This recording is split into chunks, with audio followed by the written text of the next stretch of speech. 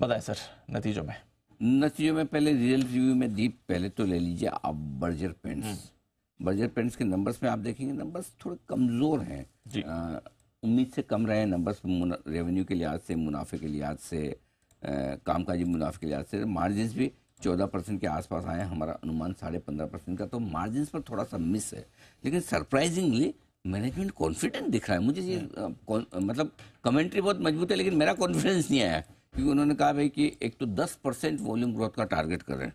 इसके लिए तो इकोनॉमी को बहुत मजबूत होना पड़ेगा। चलो वो तो हो भी सकता है वित्त वर्ष 2025 में के लिए। उनका ये मानना है कि इलेक्शन के बाद डिमांड और बढ़ेगी। दूसरी चीज़, तीसरी चीज़ जो ये है कि ये इतनी वॉल्यूम ग्रोथ और ये डिमांड बढ़ने की बात है, लेकिन सामने कंपटीशन जो बढ़ रहा है वो कैसे हैंडल होगा वो वाली बात है, क्योंकि बिरला ऑपस बड़ी तेज़ी से आए।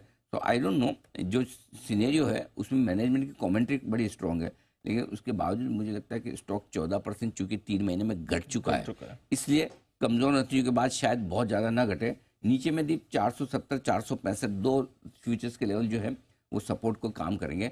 492 के ऊपर निकल कर टिकेगा तो ही शेयर में मजबूती आती हुई दिखेगी। तो अगर कमज़ोर खुलता है नंबर्स के बाद में तो लोअर लेवल्स पे खरीदना चाहिए, मजबूत खुलता है तो थोड़ा प्रॉफिट बुक करके या फिर वापस नीचे का इंतज़ार कर सकते हैं। ये है आपके लिए बर्जर पेंट्स।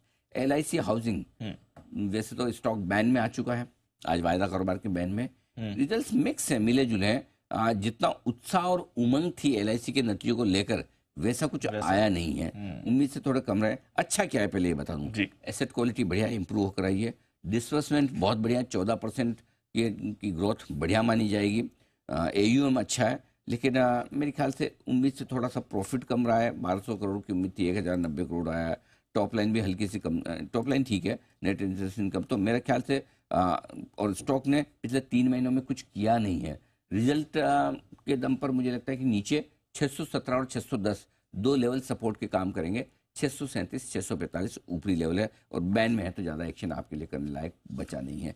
IEX में रिव्यू नहीं दे रहा, कुछ होता नहीं है इस स्टॉक में रिजल्ट के बाद। काफी टाइम से ठंडा ही हो गया जब तक इसका डी कपलिंग वाला मैटर नहीं होगा ना, उसके साथ इसकी कपलिंग होगी उस मैटर तो जब तक डी कपलिंग वाला नहीं क्लियरिटी आएगी तब तक स्टॉक ना ज़्यादा बढ़ना है। नीचे में 140 हो जाएगा, ऊपर में 150 हो जाएगा, यही रहना है, इसका कुछ नहीं हो सकता।